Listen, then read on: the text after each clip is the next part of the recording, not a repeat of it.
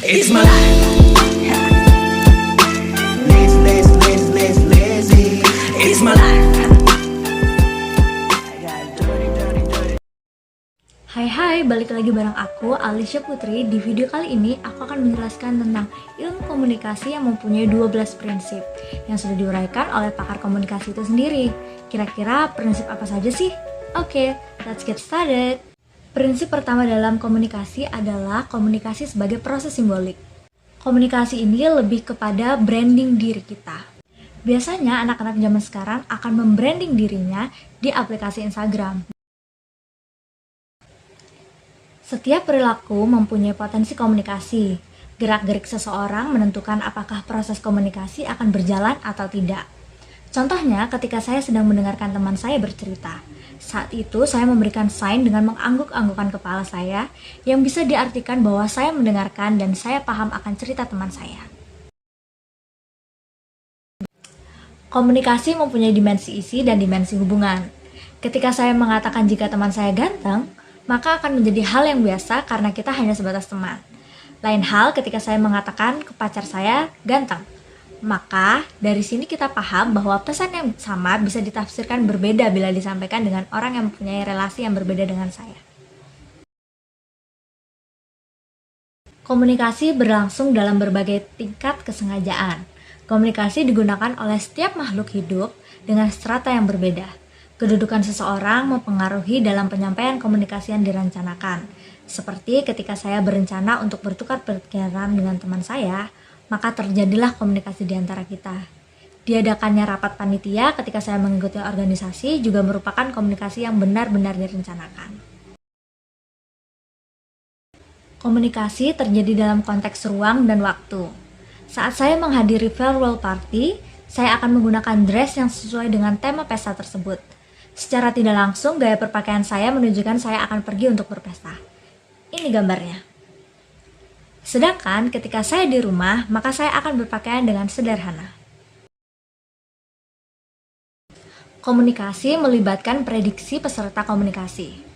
Ketika kita menemui seseorang dengan strata yang lebih tinggi dengan kita, maka gaya bahasa yang digunakan akan berbeda dengan sepantaran kita. Contohnya ketika saya berbicara dengan kepala sekolah, maka saya akan menggunakan bahasa yang baku. Sedangkan ketika saya berbicara dengan teman saya akan menggunakan bahasa yang lebih santai. Komunikasi bersifat sistemik.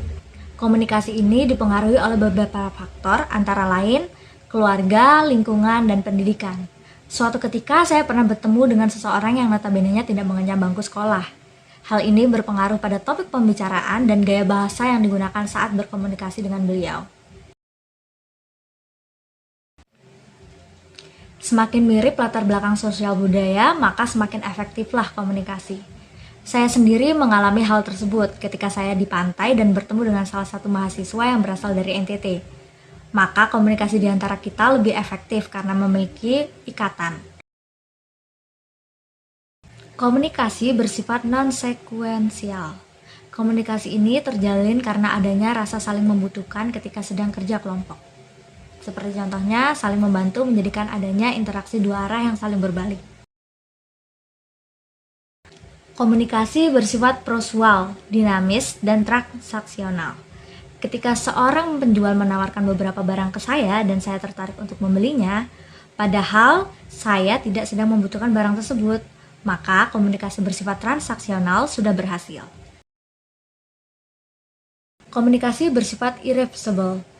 Hal ini terjadi ketika sebuah perkataan atau perilaku yang sudah terjadi dan meninggalkan efek yang ditimbulkan oleh pesan yang dikirimkan. Seperti saya pernah mendengar bahwa salah satu media TV di Korea Selatan mengatakan bahwa Indonesia adalah negara yang miskin. Kemudian banyak dari masyarakat Indonesia tidak terima hingga melakukan aksi menandatangani petisi. Walaupun dari pihak TV Korea sendiri telah meminta maaf. Komunikasi bukan panacea untuk menyelesaikan berbagai masalah. Beberapa masalah yang saya temui memang komunikasi tidak sepenuhnya untuk menyelesaikan masalah. Namun terkadang aksi lebih diperlukan untuk menyelesaikan permasalahan tertentu.